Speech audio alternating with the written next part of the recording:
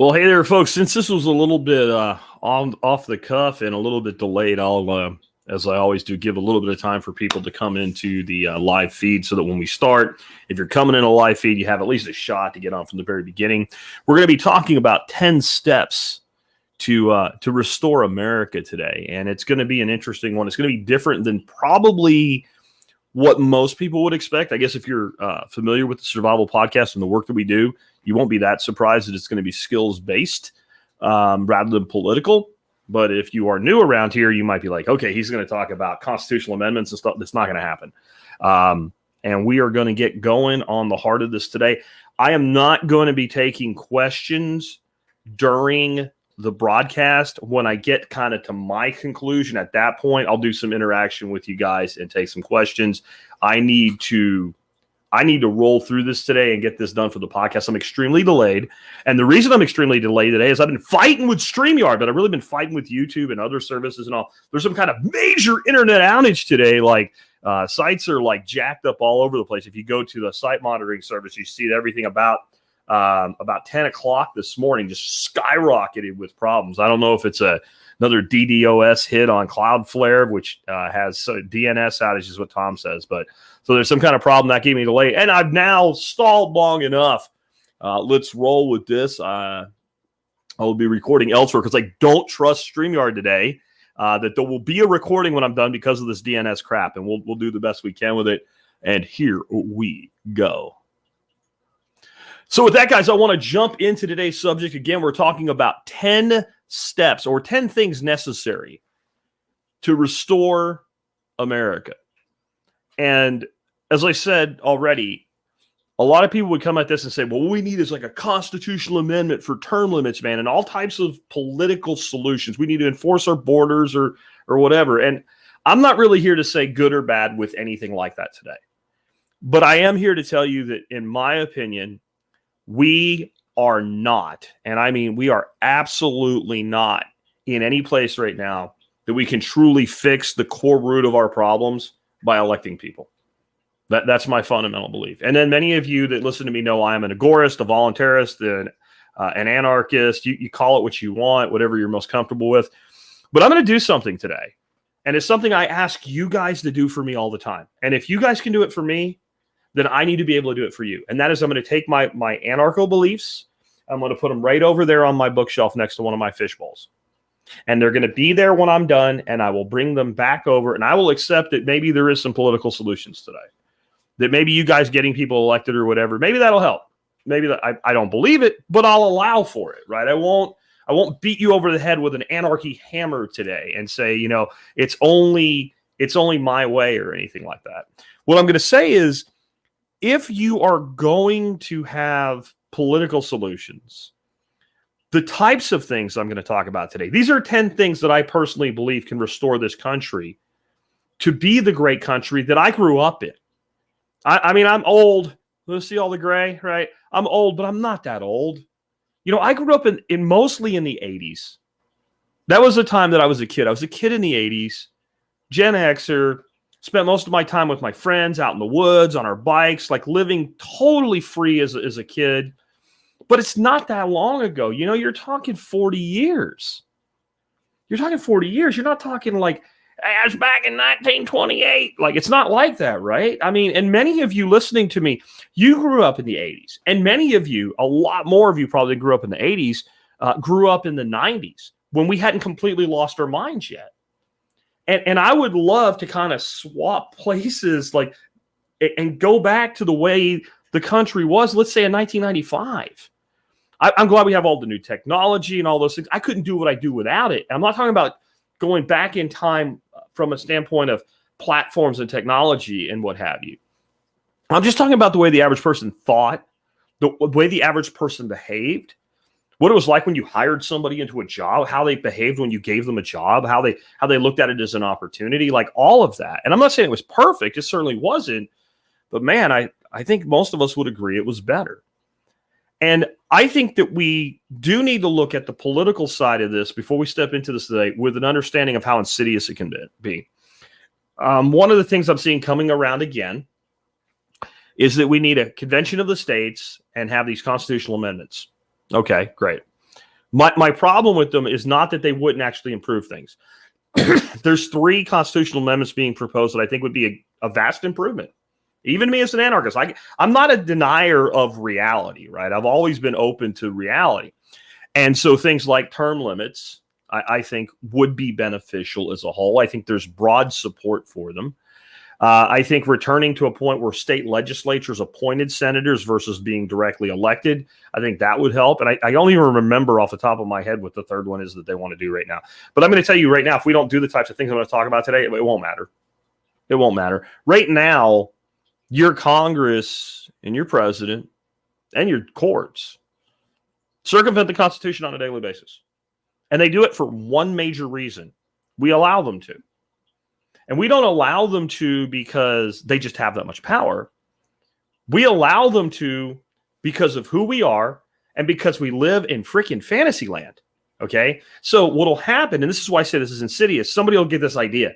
Hey, guys, what we need to do, we need to have like a constitutional convention, man, and we need to do this and this and this and this. And then people start fantasizing in their little brains about how that will fix everything. So, as I said on Friday, where attention goes, energy flows. So the energy doesn't flow into actually making that thing happen. It flows into, oh, that's the solution. Therefore, I can go put my mind on something else. Which if that something else is concrete, maybe it matters. But if it's bullshit like, how can you get to the next level in a video game or something, then it doesn't really help at all. It kind of lulls you back to this complacency of, well, eventually enough of us will figure this out and we'll do this thing and then everything will be super.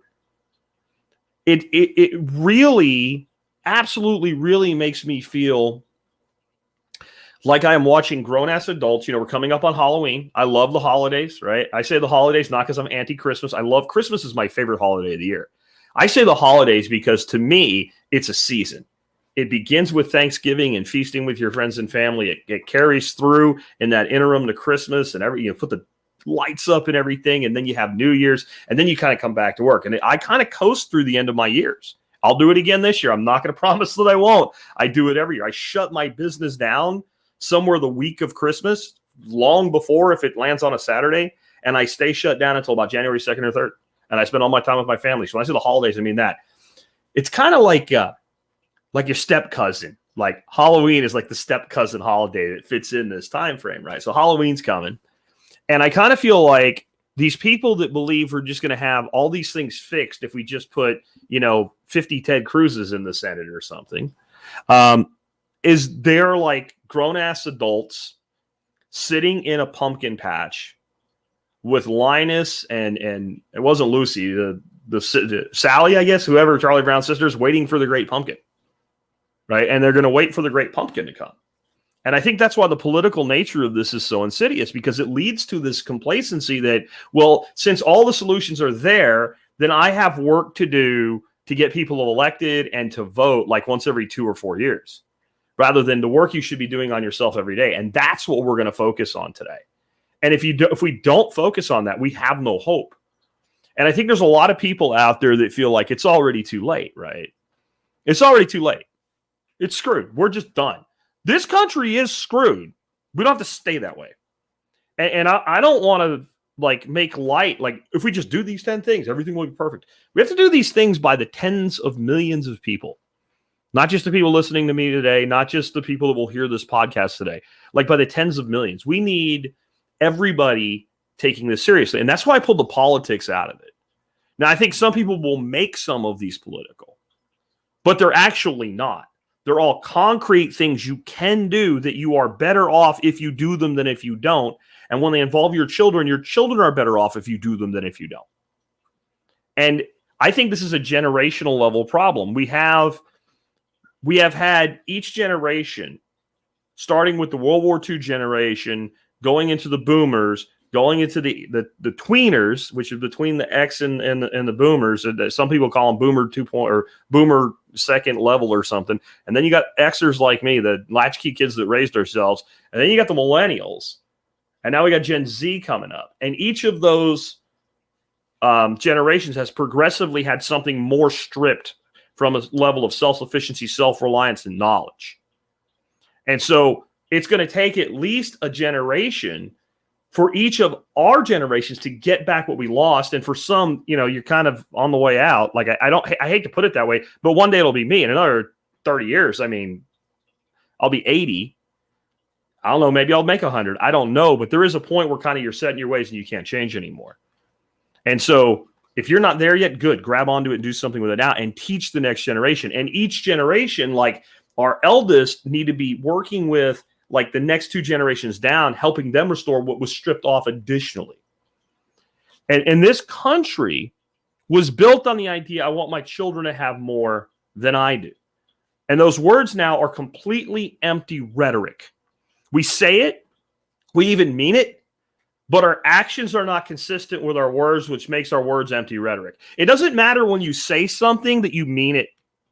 It doesn't even matter that you believe it when you say it and that you mean it and that you think it's going to happen.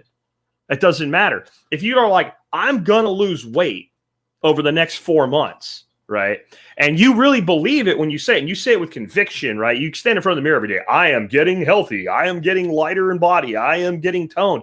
But you go to Krispy Kreme every day and you eat a dozen Krispy Kreme donuts to start the day off, and you finish the end of the day with a pint of freaking, Haagen-Dazs ice cream.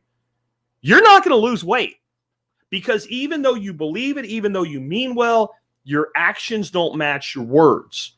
So if we actually want our children to have more than we do, what we actually have to do is leave them something that actually gives them the next leg up, so that they're building, and so that they can leave something to our grandchildren, and so our grandchildren can leave something to our great-grandchildren. We have to go back to the 7th generational thinking.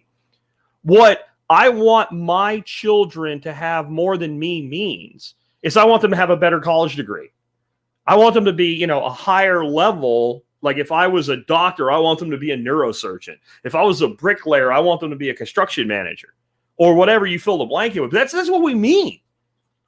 We have gotten into, I've talked about this a lot recently. We've gotten to a place where people spend all their money until they die. And if they happen to leave something for their kids, great. And I'm not just speaking of inheritance in the conventional sense, though, with money. I'm speaking of, if you've built a brand, can that carry on? If you've built a company, can that carry on? If you've built a portfolio of real estate, can that carry on? If you've built a portfolio of other assets, can that carry on? We're not doing this anymore. And that goes back really hardcore to the New Deal and Franklin Roosevelt, and when we took the gold away and we left a little piece of it, and then Nixon completely just taking that away, we've lost all of that mindset. But we didn't just lose it with money. We lost it with enabling the next generation. If I'll put it this way. My dad wasn't the greatest father, but he ran a tire station. I haven't broken down a tire with a tire machine in a long time. But if I walked into a Firestone or something today, if I just needed a job, if my whole world blew up, I could walk in there and go, yeah, I can bust down tires, change tires, balance tires, like boom. Like my dad gave me that, right? One of my best friends, a guy named David, and he's a licensed plumber. It's not really what he does now, but he has a plumbing license as part of all the other things that he does. He manages massive projects today. But what his dad said was, we're going to start a plumbing company together. I don't actually want one. We're going to start one. We're going to run one for a few years, and then you do what you want with it. But if you have a plumbing license and the knowledge of how to run a plumbing company, you will never not have the ability to earn a living for your family. His father gave him that. And I would ask people that are like 30, 35 right now, hitting your prime, your stride, when you should really, what are you giving your children like that? If you're not giving them something like that, when you say, I want them to have it better than me, you mean you want them to have it better, and maybe you'll pay some tuition bills. But you're not actually doing anything to make that happen. And you're saying it because it sounds good, it sounds virtuous, and it's what you've been conditioned, and it's what you heard your parents say and your grandparents say, and that's what we just say. And it doesn't have to be those things, but if you're not doing something like that, if you're not, when you check out, if you don't feel that your children, your grandchildren, assuming you have them, can now do things because of you, what did you do to make sure they have more? And I'm not picking on anybody here. I'm just saying this is the freaking mindset we lost. And if you want greatness in this country, you have to have that first. So here are some of the things I think we need to restore to this country if we want America to actually be great again, because it's not going to be done with a freaking slogan. It's not going to be done with a filled auditorium of people chanting some bullshit. It's going to have to be done person by person, father to son, mother to daughter, brother to brother, sister to sister, community to community. If it's not that, it's fake. I can spin up a winning marketing message for any political candidate in about 45 freaking seconds, but it doesn't mean anything just because it wins an election. So here we go. Number one, financial literacy. We need to restore financial literacy in this country. The average person in this country has no idea what the Federal Reserve is. And I'm not just talking about the fact that it's a private entity, not a government organization. If you ask the average person, when you go borrow money for a mortgage from a bank, what happens? They can't answer the question. I'm not even going to explain it today. I'll just tell you that they don't loan you money. They create money by your promise to repay. And if you don't know the full story of that, boy, you need to know it. If you want to see a true financial revolution, and all real effective revolutions involve finance, educate the people of this country to how money is created, how it's destroyed, how it works, what a debt-based economy actually is. And beyond that, I've talked about this forever. If you don't have a good financial vocabulary, you need to go to investopedia.com. You need to sign up for the financial term of the day, and every day you'll get an email with a word and a simple definition. It might be futures contract, right? It might be shorting a stock. It might be leveraged investments. I'm kind of stuck in one vein of the record right now, right? It might be collateral. It might be risk-based assessment. Like, do you know what these words mean? If you don't, you should. It's a criminal act. Do we send our children to school for 13 years in the hands of the state, and they don't even learn how money is created? They can't even answer the question, what is money? You cannot have a society that is self-sufficient in their ability to provide for themselves and their families, to invest for their future, right? If they don't even know what money is, and they don't. They'll never value money the way they should. They'll never understand it. And then they will become something that is very sad, and it's what most Americans are today, dependent. Because we don't understand money, because we lack this comprehensive understanding of what money is, we believe that there's one real way to get money. We go to work and we do our jobs. And then we have to have a bank account, and we have to do things all in their set of rules. And I'm not saying we shouldn't do that too, but we have this one narrow belief system. So if the government can decide that they want to take your money from your bank account, you have nothing.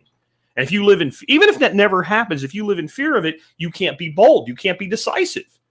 You can't go out and risk take because you're afraid. Basically, your money becomes your life support. And it's like an IV going into your arm. And the government and your employer and just about every entity out there that has more power than you, the banks, etc., has a pair of scissors. And if you disobey, cut. There's a lot of things that can be done about it, but it has to start with financial literacy. And people have to understand how manipulated they are. You have to understand that the number one tax you pay is inflation. It's not property tax. It's not Social Security. It's not income tax. It's inflation. It's the fact that your government, through a private entity known as the Federal Reserve, which is all the banks, by the way, all the big banks are what the Federal Reserve is, takes value from the money you've already earned after you've earned it and after you've paid tax on it. We have to start there. And then you have to be literate as to economics and not AOC. I got an economics degree, but I don't understand how a dollar works. Literate. I don't mean you have to sound like you know what you're talking about. You actually have to fundamentally understand that so you can understand the myriad of opportunities that are out there. We should be teaching the basic concepts of money to children at the age of about 12. They're actually better able to understand it than a 25-year-old because they don't already think they know. You don't have to reteach them. You just have to teach them the first time. Moving on. We need to restore hard skills. Now, I've talked about this for a long time, about hard skills. I even had a site at one time that we took a run at. I had somebody running it. They didn't really run it, but it was called Savor Skills. And I think we need to kind of restore the ability to do things. And let me explain what I mean when I say the average person by the age of 20 should have 20 hard skills. They're not going to learn them for the first maybe 8, 10 years of their life, really. Some will, but most won't. So that's about 2 a year, between 10 and 20. It's not that hard. And when I say hard skills, I am not only talking about things like swinging a hammer and building a house, right? I would say that today, computer coding and programming is a hard skill. But what I do mean is if you become a coder and you know 5 languages, you still have one skill. That's programming, right? So I'm not going to take away the technical skills as a hard skill, but we need a broad portfolio of hard skills. And if you can use, hammers and saws and miter saws and all the equipment that was in shop classes back when they had it in school, then you have basic carpentry skills, right? That's one. So it's not, I can build cabinets and I can frame a house. You have one, you have carpentry as a skill. And I don't mean you have to be a master, right? Our quote of the day today, we're about to hit it, is from Ben Franklin.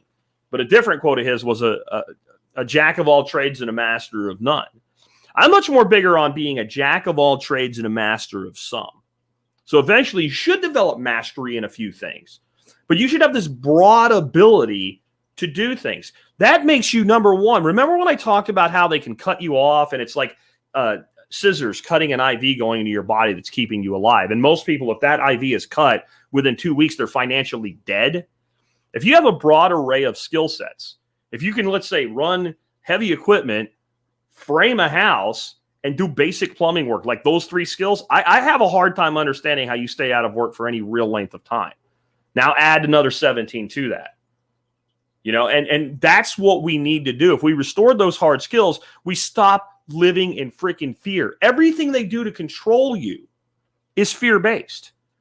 And if you're like, well, yeah, and you're like, well, COVID shows this, you're right. COVID didn't start this. COVID revealed that everything is based on fear.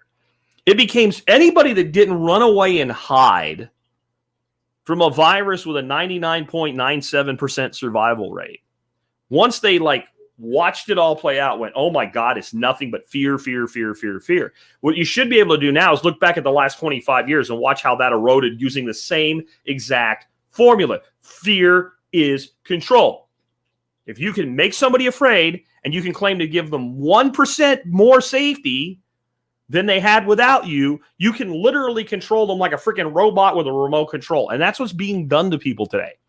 And the biggest fear people have is bankruptcy. And not just the legal form of bankruptcy, but not being able to pay their bills, losing their home, having their lives destroyed economically. Hard skills avoid that.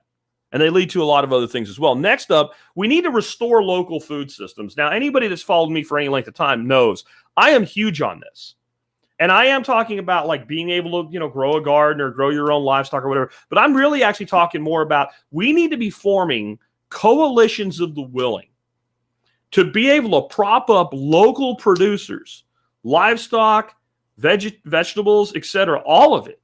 Right. What we need to be doing is instead, not everybody's going to be a farmer. Not everybody wants to be a farmer. It's hard. And it's the thing that when you love it, you get good at it no matter what. And if you don't love it, then you really shouldn't probably be doing it. But there's plenty of people that would love to do it. But what they need is a bolt-on marketplace. You can put together 20 people in your general area. I guarantee you somewhere within 30 to 40 minutes of there's somebody that could be raising all the beef every single one of you need. And if he knew or she knew that market was there for them, they would start doing it tomorrow. We need this to come back. And if we need to cheat to do it, if we need to do status jujitsu on steroids to make it legal or at least not get people put in jail or shut down, then we need to do it. Whatever we need to do so the government can't come in and say, we didn't slaughter that cow rider, what other bullshit they come up with. For your safety, we would rather you have the food that's not in the grocery store than the food that's grown by your next door neighbor. Bullshit. No. Whether we need to do food churches, right? And I don't care if you're religious, you can still be part of a food church. Everybody believes that food is necessary for human consumption. And that and most people do believe that we have a right to decide where we get our food from. That's a faith. That's a belief. Food church. Done. Get out of here. Bye.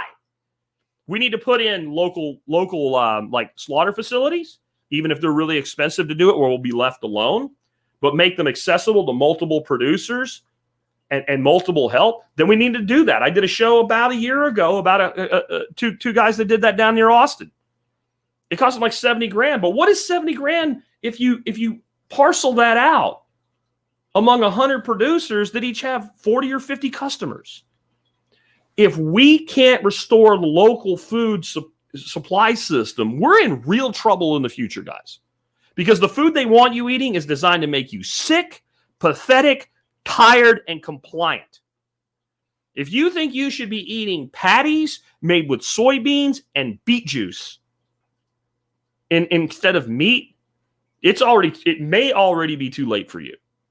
That is not how humans were designed to be fed, but we'll get to that later. But we need to restore local food systems. Here we go. Nutritional education. We live in a country where the most pressing medical problem that we have, period, and I don't care what you say about the COVIDs, the most dangerous thing in our society today from a medical and health standpoint is one word: obesity. Obesity. And I recently read a study that shows that that 40% of people who develop type 2 diabetes will also develop chronic kidney problems up to and including total kidney failure. We now live in a society where there are about as many dialysis centers in a major city as about 10% the number of McDonald's. If you go to a major city and you count how many McDonald's there are, there's about 10, for every 10 McDonald's, there's a dialysis center. I'm not saying the correlation is direct. I'm just trying to get your head around that, because you see the big golden arches everywhere you go. Every time you see 10 of them, go, there's a dialysis center, there's a dialysis center, there's a dialysis center. And the number one reason people are on dialysis, type 2 diabetes. Number one reason people have type 2 diabetes, obesity. Total number of people that die every year in this country, and it goes up every year, of complications due to obesity, over 600,000. The number one comorbidity for people that are supposedly dying of the COVIDs, number one is age. If you're over 88, pretty much any respiratory infection can take you out. Sorry, it just is. I'll be 88 one day, hopefully, and it'll be the case for me. But the number two, obesity. So even the COVID's epidemic is obesity, is the number one thing that's killing people. It's not the only thing, but it's the number one thing. We need to teach people what good food is. And if you are being told by your nutritionist or advisor or whatever that you should be eating bread and fruit and pasta and potatoes in any significant quality, they are lying to you. They're lying to you. And I think you can build an okay diet with those things in it if that's what you really want to do. But we evolved and developed eating primarily proteins. And the most sustainable thing that we can grow for human food, when done properly, is protein. A cow eats grass. Doesn't need corn. Cow eats grass. What happens after the cow eats grass? The grass goes back. And the grass grows back more lush, better fertilized, and healthier than before the cow ate it.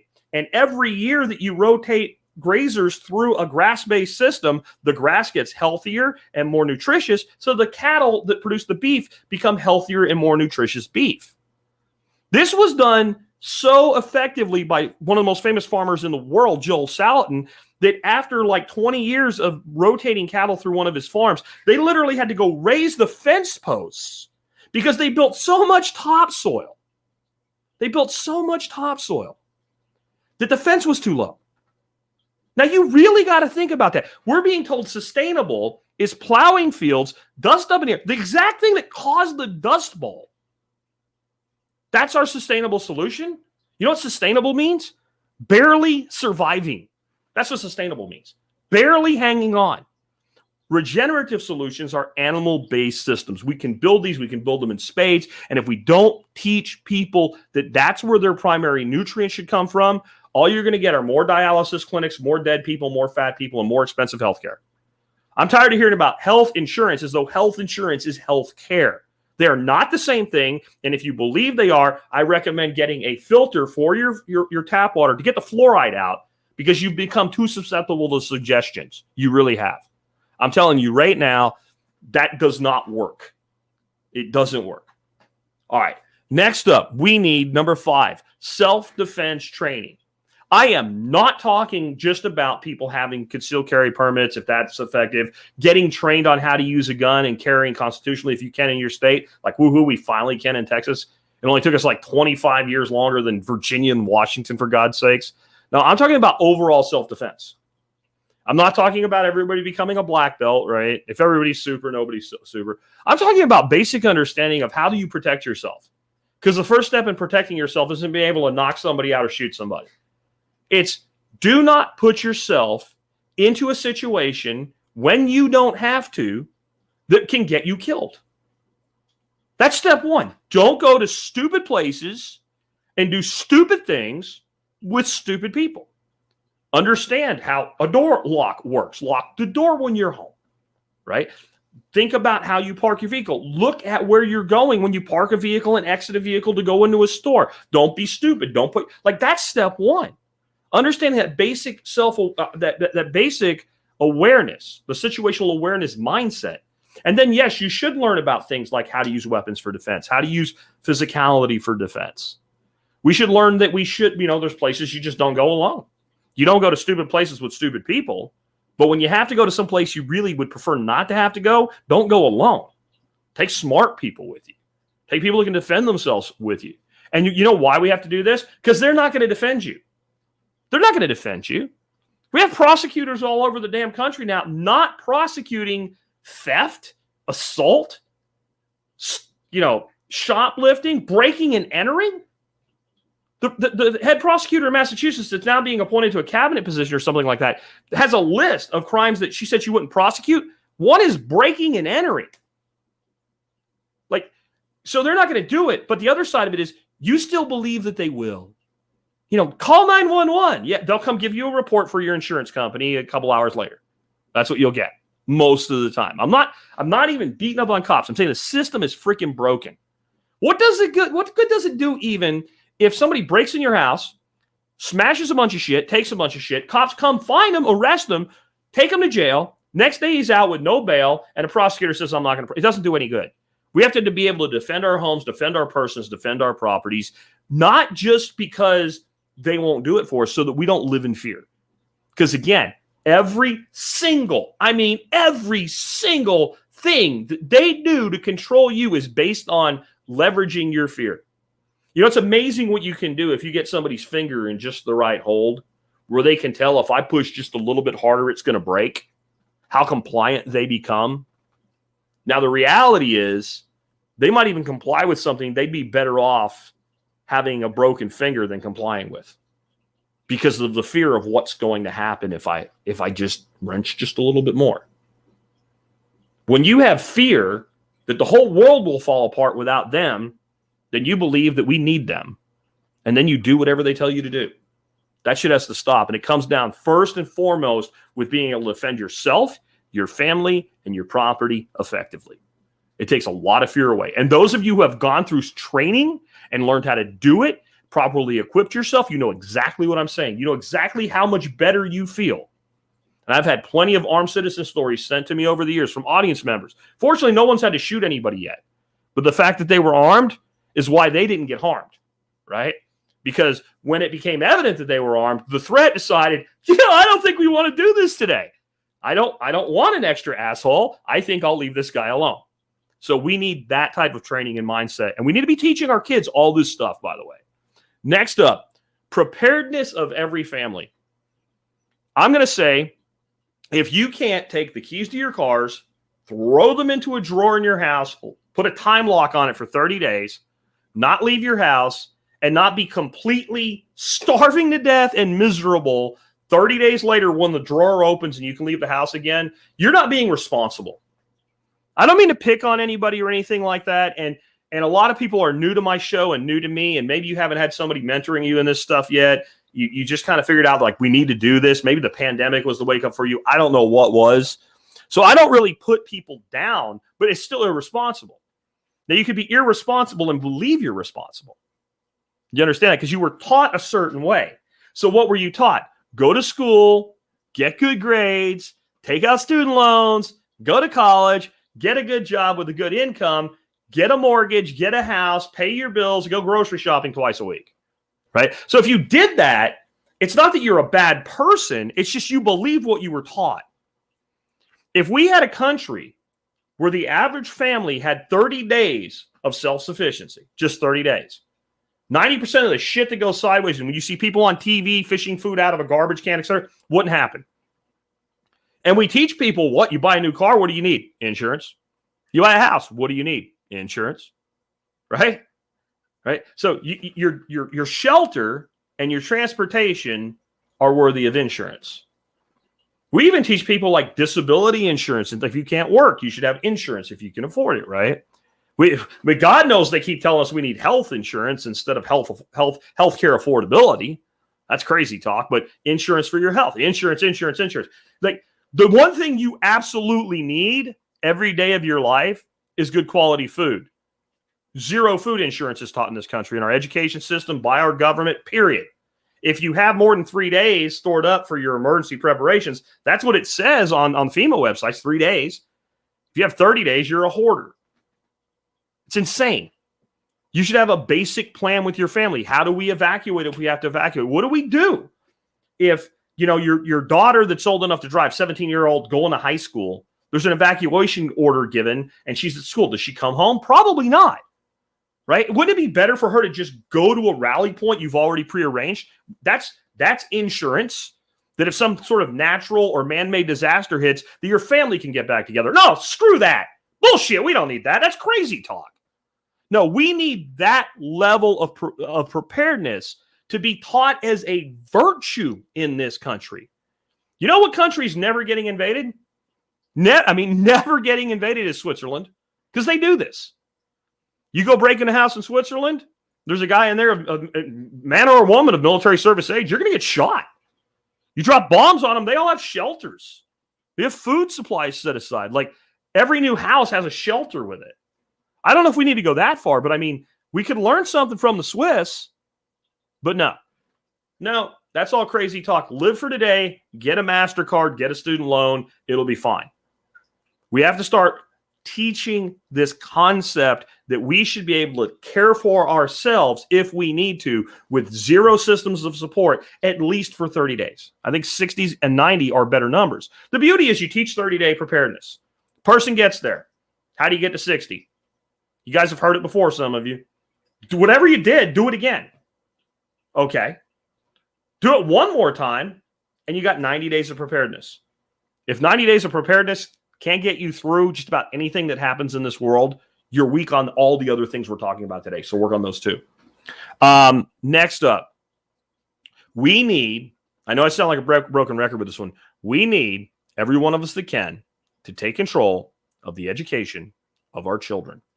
The number one way that each of these succeeding generations has been stripped of knowledge and ability and a willingness to stand has been our public education system, which is not a public education system. We do not have a public education system in the United States of America.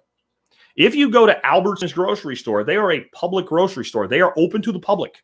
You go in, you buy, they're owned privately, but they're a public business. You go in, you buy your shit, you pay for your shit, and you leave, and you conduct a free and open and voluntary transaction. Parents are being denied the ability to even go in and examine the classrooms their children are getting supposedly educated in today. No, they're government schools. Now, most people listening to me right now do not feel that it makes a lot of sense for government to do most things that government does. That there's probably a free market solution that's better than government. You know, when you go to mail something, if you choose FedEx or UPS or whatever over the U.S. Postal Service, you're making that statement. I get better service for my money with this competitor to government. But then we turn around and we outsource probably the most fundamentally important thing that we can do as parents to the government, the education of our children. I know not everybody can homeschool. Not everybody, has grandparents like myself and my wife who will take the kids in and let the parents go work full time and do the education. But have you asked? Have you even considered it? Right? Have you asked the question? Because this is something that's not in my steps today, but it's one of the most fundamentally important things that we need to teach a mindset of. Shut up with your crap about what you can't do. right? And I'm not one of these if you say you can, you can. If you say you can't, you can't. There's some truth to that. There's a lot of like hokey pokey, malarkey bullshit in there, right? No, what I'm saying is the human mind is a computer. It's the most advanced self-learning and self-reprogramming computer that we know of in the universe. There's probably more intelligent beings in us somewhere, but as we know, it's better than anything that any giant tech firm has built. A giant computer that's actually a room of computers acting as one. We're still better. We're still better for now. But that computer has rules. Any computer has rules. And when you say to your brain, we can't do this, your brain says, okay. Well, then I need to spend all this power on something that can be done, right? But when you say to yourself, how can I? If you want to buy something, instead of saying I can't afford it, you say, how can I afford it? You might not even like the answer you get, but you'll get an answer in time. You might even forget about it, but those background algorithms are running. So the first thing that you need to say, if you actually think that the school system's damaging your children, and in case nobody told you and you don't know yet, they are. The government schools are damaging our children. They're damaging them psychologically. They're damaging them intellectually. So if you know your child's being damaged and you want them out of there, instead of being pissed off at me for pointing it out and picking the scab a little bit, making it bleed, have the damn courage to ask yourself, how can I get this done? What options do I have? Don't be afraid. Don't let that computer go to waste. Don't let that gray matter between your ears go to waste. You're wasting your brain power and you're wasting your dash when you don't ask how. Anything you want to accomplish, this applies to, not just this one. But this one is actually, there's so many solutions to this. I do not believe that anybody says, I can't do this, has examined all the solutions and then decided that they really can't. I don't believe it. I don't believe it. I watched almost the entire country homeschool for months. Whatever you needed to do so that you have done by that point. Take your children away from them. Take your children away from them. These people are sociopaths and psychopaths. Not the teachers, but the people that set the agendas that the teachers are forced to indoctrinate your children with. They are lying to your children about their history. They're lying to your children about the world that they live in. They're lying to your children 100 different ways. They are abusing your children. If there was a guy next door physically abusing your child, who among you wouldn't, if you had to, bust a window out, go in there and crack the guy's teeth out of his mouth with a baseball bat if you had to, or worse? Don't let the state have a pass of doing the same thing. Abuse is abuse. It just takes different forms. Take your children away from them. They have no right to your children. None. And they believe that they do. They believe that they have more right to your children than you do. In fact, they really believe, when you really read what they write, and that's how you know what someone thinks. What they say, you can get kind of carried away with emotion. You can be misunderstood. When people take the time to write things, not an email to a friend, like things that are published, believe them when they say what they say, and they say it all the time, that they have a right to your children, that your children are, in the words of one of the studies I read, a natural resource. No, to be blunt, fuck that. My kids aren't your freaking natural resource. My kids are my kids. You cannot have them. And we need as many people to think that way as possible, and really, really quick. Next, we need to teach entrepreneurship. Not everybody's going to be an entrepreneur. I don't care. Everybody needs to understand entrepreneurship, because I'll tell you a couple things that would happen. One, when you found a local company that was providing you a valuable service and someone else could do it for a little bit less money, you wouldn't care. Once you understood what it takes to be an entrepreneur, you'd be like, I just met a lady and her husband. They're running a little winery about 4 miles from my property. Fantastic place. Just started. You can tell they put a lot of money into it. First thing I said, I want to run an event at your place. And we started explaining kind of what we were thinking. It's probably going to be in March for those that want to come. It's going to be a really cool little shindig party, and details will come later. But I told her, I said, the main reason is I don't want you guys to go away. I want to support you. And I guess some other things I'm going to try to work out with them. Why? Because they're entrepreneurs, and I know what it takes. I know what it takes for someone to invest in putting a vineyard in the area I live in. And that's local production, right? So I want to walk the talk. I want to mean what I say when I say it. And if we don't start thinking this way, we're going to completely come under the thumb of a globalist economy. And trust me, you don't want that, friends, because the more globalist, I didn't say globalized. Globalized is great because maybe they bought their irrigation supplies locally, but maybe they got them from a manufacturer in another country. The fact that we can get things from other places, that's capitalism. Globalization is they'll tell you what you can have and how much of it and when you can get it.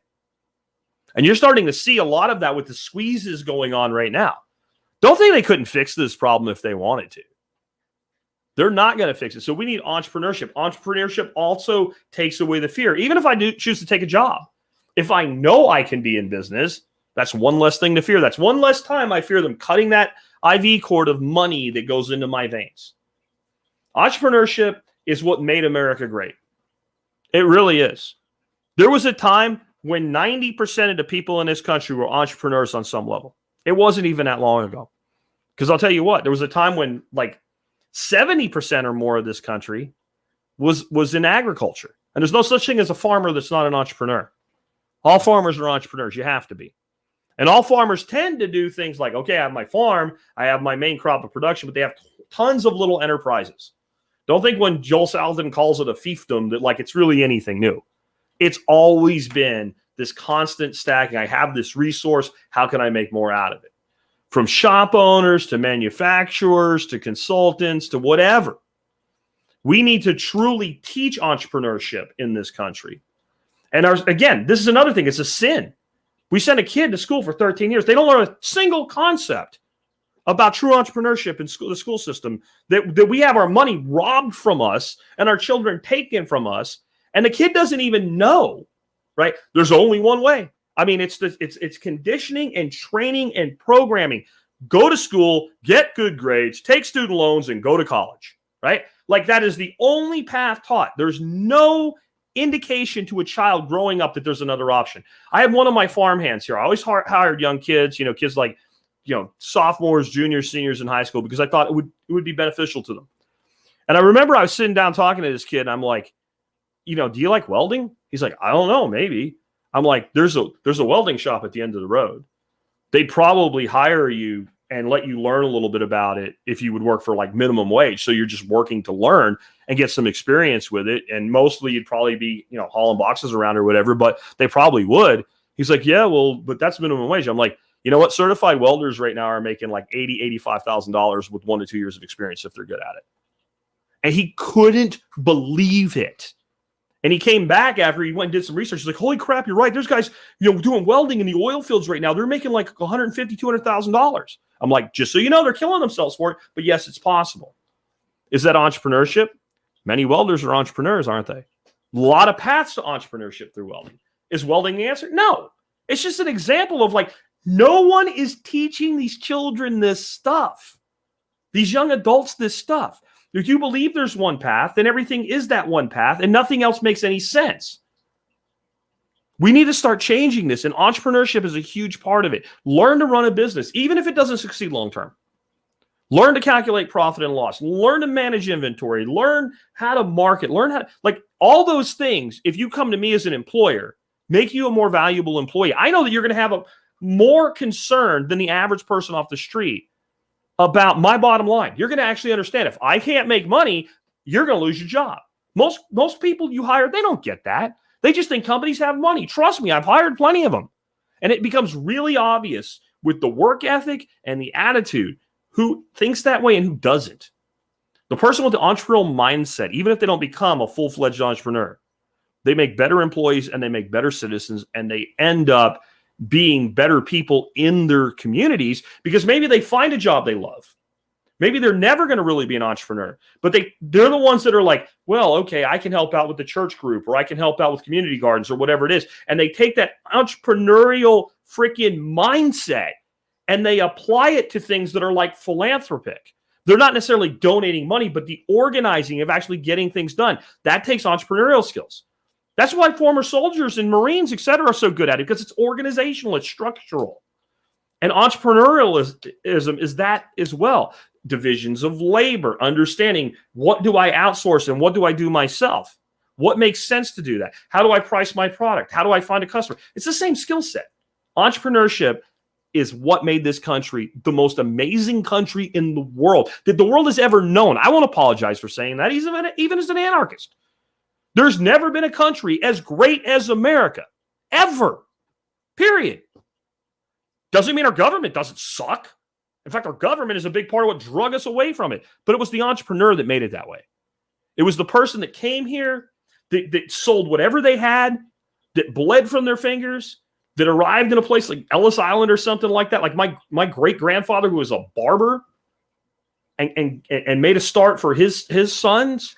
Like, those people built this country. My other grandfather, his dad came here and built a farm in upstate Pennsylvania. These are the people that made this country really great. And there's nothing that they can do to stop you from doing this. I don't care. People tell me all the time, well, they won't let me. I'm like, you haven't tried. How do you know? I don't have to know. I just know. I don't have to have any evidence when you tell me they won't let me as to why you haven't established a business. I know you haven't tried, because I watch people do it every day. And if they can, so can you. So shut up and get to work. Entrepreneurship. Personal accountability needs to be restored to this country. And that's going to be a big part of taking your children away from the government schools, because they do not learn personal accountability in schools. You can't tell somebody they're disadvantaged by the color of their skin, and you can't tell somebody they're an oppressor because of the color of their skin, and at the same time teach personal accountability.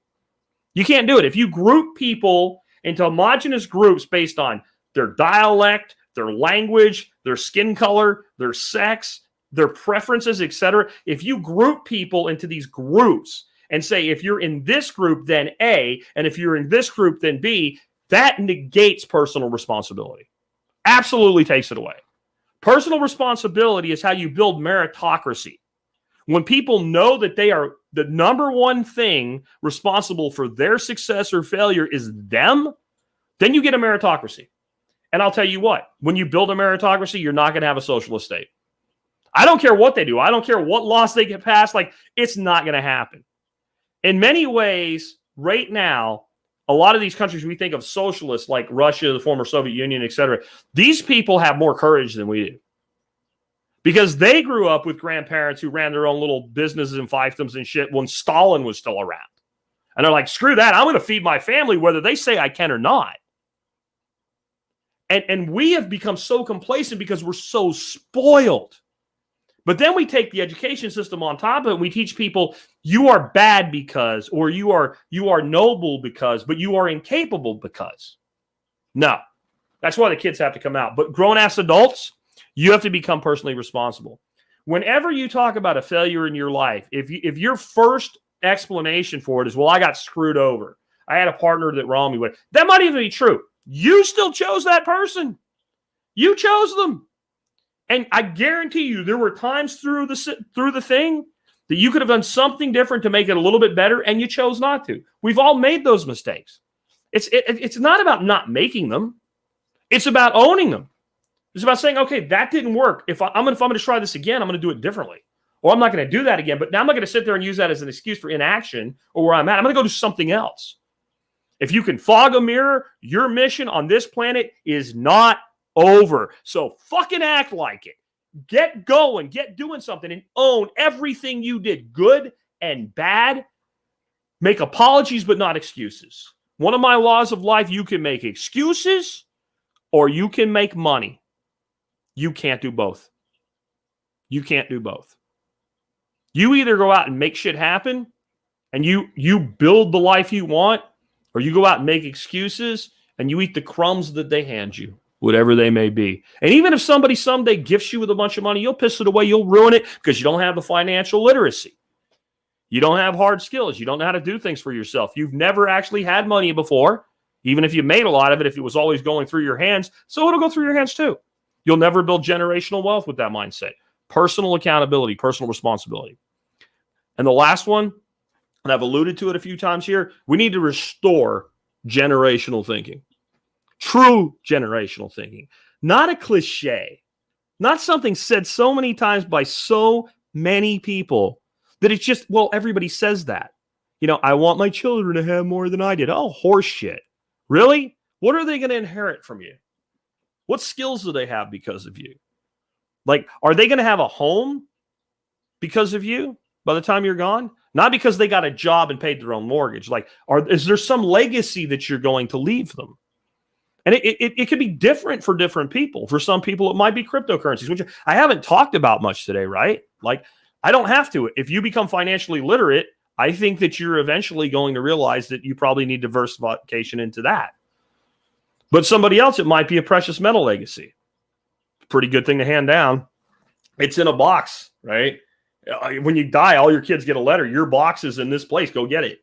Nobody needs to know about that except them and you and the fence post. They can do whatever they want with it. But have you given them the skills, the knowledge of what to do with it?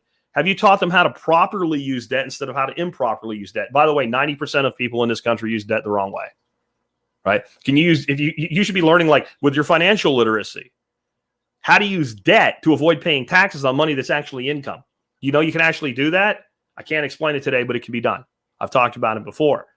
But that needs to be something that we build into our children. I catch myself all the time when I'm out, like, on property with my grandson. Less my granddaughter, because she is 5, and you're only going to pick so much of a 5. But he's 10 now, and I have to remind myself at times, what was I doing when I was 10? What was I capable of when I was 10? I was like robbing my grandpa's nails and borrowing his saws and hammers and shit, and we were building tree houses and forts in the woods on whatever we could scavenge. So if I can do that at 10, he can do that at 10. We were building ramps and jumping our bikes and busting our ass and all kinds of crazy shit. It was the 80s. Like, so when I'm out there and I'm doing something and I'm like, I just want to get done so I can get to work and do my, my job, if you want to call this my job. Like, and if I start a little bit earlier, I'll be done a little bit earlier. And I'm thinking that way. And I'm like, wait a minute, you're robbing him. And I'm sure he's not exactly overwhelmed sometimes when I make him do work or make him do tasks and make him learn things. But if I don't do that, he's right there. He's right there. I'm either going to take that thing that I know how to do and I'm going to give it to that kid, or no one is. That's multi-generational thinking. It's not just about leaving a legacy of wealth or property behind. It's the knowledge and the skills that get left behind. And we have had that taken from us. Two income families, mom and dad work all day. You get home, you feed your kids garbage because it's easy and it's cheap, and you just feel like, damn it. And a lot of times you're thinking, tomorrow I'll do this. Next week I'll do this. Next month I'll do this. No, you won't. Not until you make a decision that you're going to.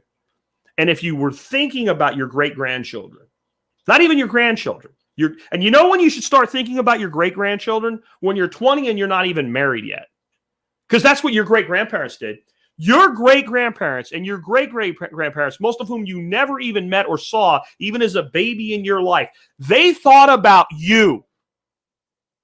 They thought about you. They cared about you before you ever were. When they said, I want my children to have more than I did, it wasn't a cliche. It was, I want them to have it so that they can pass it on. Your great-great-grandmother thought about you when she was 14 years old. I know that doesn't seem possible, but she did. She didn't think about you, Tom, or Susie, or Billy, or William, or whatever. She thought about you, a being that she had faith would someday be there. That she knew she would grow up and have children. And that they would have children. And that they would have children. And if they weren't stupid that long ago, they didn't think, oh, there won't be technology gains. They thought all that would happen. When they said they wanted more, they didn't mean that society would give it to them. They meant that they would hand them everything they knew and everything they had and say, take this and build with it in the future. If we're not thinking 7 generations out, then we're happy to kick the can. We're happy to make the deal with the devil. We're happy when the government gives us some money, right? Even though we know our great-grandchildren are going to pay it back. We're happy to do it all because, hey, things will get worked out. Things will get worked out. Somebody will invent free energy or some shit like that. Everything will be fine. It's very seductive. If you're actually thinking about your kids your grandkids, your great-grandkids, before you're even married, there's no way they can make this country what it is today. If you had 14 to 18-year-old kids, and I'm not talking about not sowing their oats, not going out and being stupid, not having fun. I'm not talking about anything like that. I'm just saying if they were at least considering one day there'll be someone that I'll wish I had lived long enough to know, and I already love them before they're ever born. You can't have a country that's as screwed as we are right now because people won't allow it. Every single thing they do in the end is because collectively we allow it. We allow it. When the COVID's crap started and they were shutting down beaches in California, there was a particular beach and people just decided, California, we're going to the beach. And eventually the city council said, well, we guess people just don't want to be governed this way anymore. You think? You think? No, we don't. And if you build the society back with that mindset, there'll be a lot of places where the government will just say, well, I guess people don't want to be governed that way anymore. And how are you going to get your enforcers to enforce that shit? Because where do the enforcers come from? Your grandchild is a future producer or a future enforcer. And you have a lot of influence on how that happens. We shouldn't have enforcers. We should have protectors. I mean, even back in the 80s, that's what cops were. They were protectors. The local cop where I grew up, that guy could have put me in jail at least half a dozen times. And I'm being pretty conservative on that number of half a dozen times. You know what he did? He looked out for me. He had conversations with me. He told me I was better than that. Eventually, I believed him. Somebody raised him right. That's what happened. Somebody raised him right. That's it, guys. That's what we have to do. I know people say, is it too late? Let me tell you the truth about too late. Screwed or not. Humans are so adaptable. We are so adaptable to situations. As long as we are alive, it's not too late. You can look at tyrannies that rose over and over and over again. Some of them lasted centuries, but they always collapsed eventually. And I'll tell you exactly when they collapsed. When people decided, I'm not going to let you do this anymore. I'm not going to let you have my children. I'm going to let you strip me down to ignorance as to how money works. I'm not letting you take my skills away from me and my right to learn skills. And I'm not letting you take away my ability to teach them. And I'm not going to let you put my child through 13 years of training, not teaching, and come out unable to do anything. I'll see to it. Even those of you that have to send those kids to school, you better be teaching them how to do things. I don't care if you're tired when you get home. Your kid's not. They have boundless energy. Go out in the garage with them. Teach them how to build something. Do it. You'll find your energy coming back really fast when you feel you're doing something that actually matters. I'm not going to let the government tell me to eat food that I know is poisoning all the people around me. I'm not going to trust a government who has created an epidemic of diabetes and kidney disease with my nutritional advice. I'm not going to trust them. And I know a lot of you already feel this way. And I know a lot of you do try to educate other people about it, other adults. But you know who will listen to you? The children, the youth. That's why they always go after them. That's why all the tyrants always go after the youth. That's why they do so much work in high school and college, because the mind is able to be formed at that point because it's not completely done forming. But you know the advantage of that when you're speaking the truth, as humans, we intrinsically know the truth, the less programming that's already gone in. Because you take any kid that's 12 years old and you explain taxation in the real world to them by giving them the allowance and then taking some of their money back. Do you know what they say? That's not fair. And we have convinced ourselves that's childish to think that way. No, that's the wisdom. That is the wisdom of a child. No, it's not okay for you to take something from somebody else that you didn't earn against their will when they rightfully acquired it. Children understand this intrinsically. Teach them skills. Teach them to be financially literate. Teach them to take care of themselves. Teach them to care about their own children before they even have any. Teach them to think of their grandchildren before they even meet their wife or husband. Teach them to think of their great-grandchildren who they'll probably never know. You want to restore America? That's how you do it. You can vote for all kinds of shit. It won't matter. If voting will ever matter, you're going to have to do this first. The good news, way easier to do. Your choice in what you do today when you get done with work or whatever you do, what you do this coming weekend when we reach the end of the week, what you do tomorrow, what you say, how well you act in consort with what you say. And don't get me wrong, man. Start with saying it. If you say it long enough, you'll believe it. If you believe it, you'll do it. With that, we're going to wrap up. I really appreciate everybody tuning in to the live stream today. Guys, I'll hang for just a bit here. I shut the recording off on the other side here. I do need to get the show out as a podcast. For those that came in late, when I'm done, this video will be available. And it will also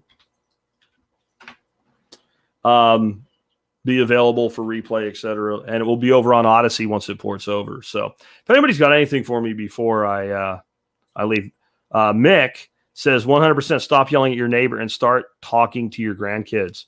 Yeah, I wonder if people that basically are like boomer old man shouting at cloud on social media, constantly telling each other how stupid they are, how much more difference they would make in their life if they got a hold of their grandkids or their nephews or their nieces or their own kids and said, let's go out and build a fort. I actually think you'd accomplish more getting down on the floor and playing Legos with a kid than all of this crap that people do with their time every day. Being upset about all types of things that you don't have any real control over.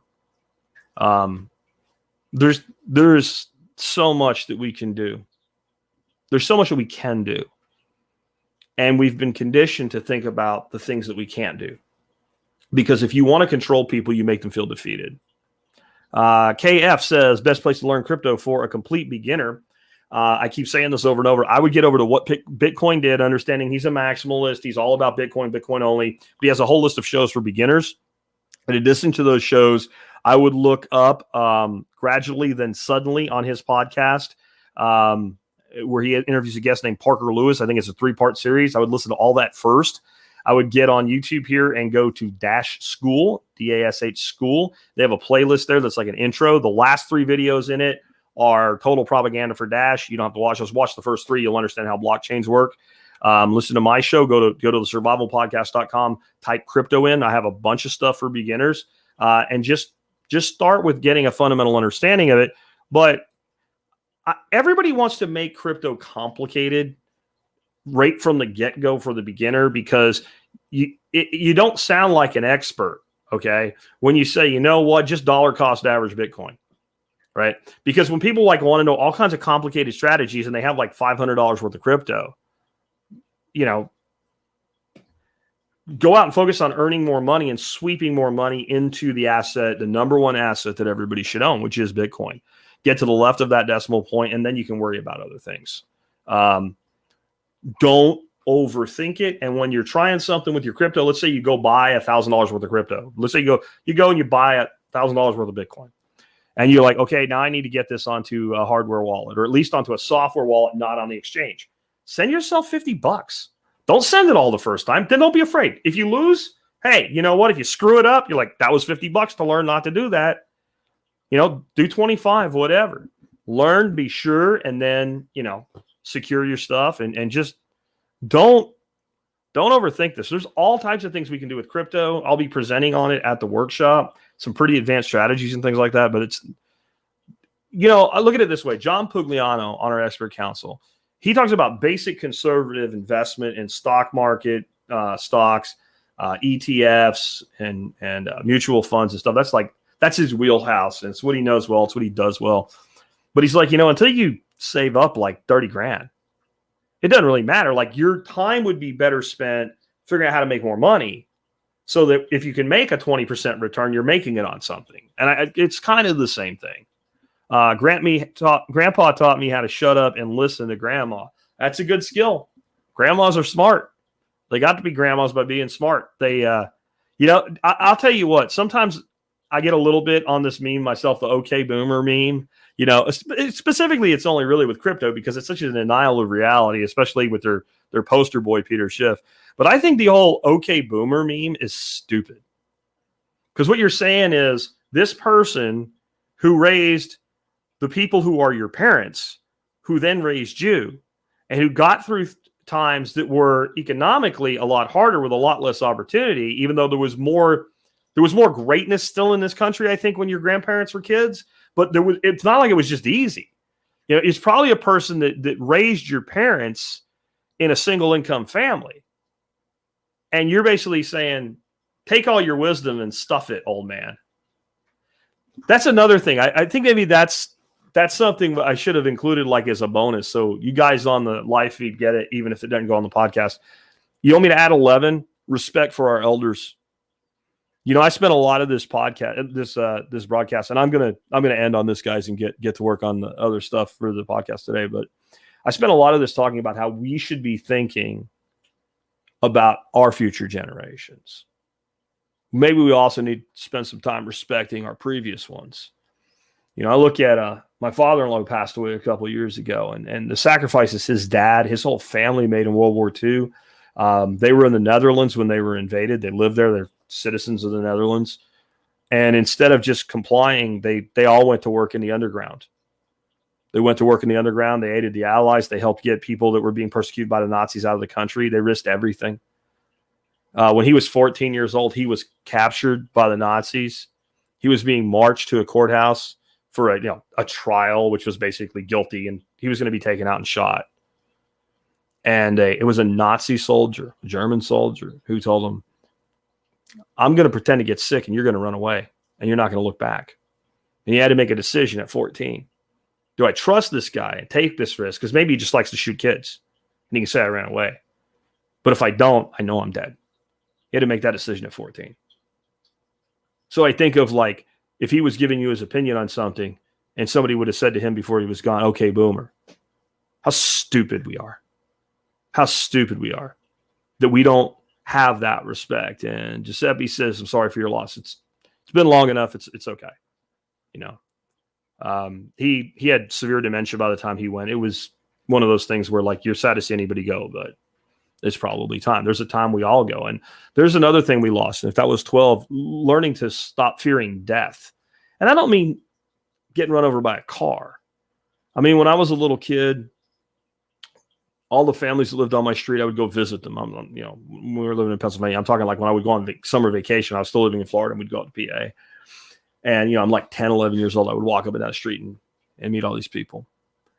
And there was this one older couple, the Depsky family, and they came over from Romania at the same time that my family came from Ukraine. But my family actually went from the Ukraine into Romania and then came over. They actually came over in like the same boat.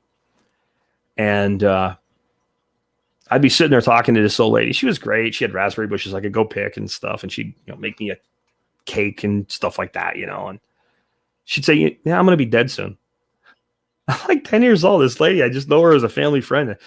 She's like, I'm 94. It's important. You like coming up here. It's important to know that you're gonna come to visit someday, and I won't be here, and it's okay. So when I say not to fear death, I mean don't fear growing old and dying, because no matter what advances they make, if we learn to live to 140, 150, 160, it won't matter. We're still going to do it someday. And when you know that, you do what I always say. Make the most of your dash, folks. With that, guys, I'm out. I appreciate all of you hanging out with me today.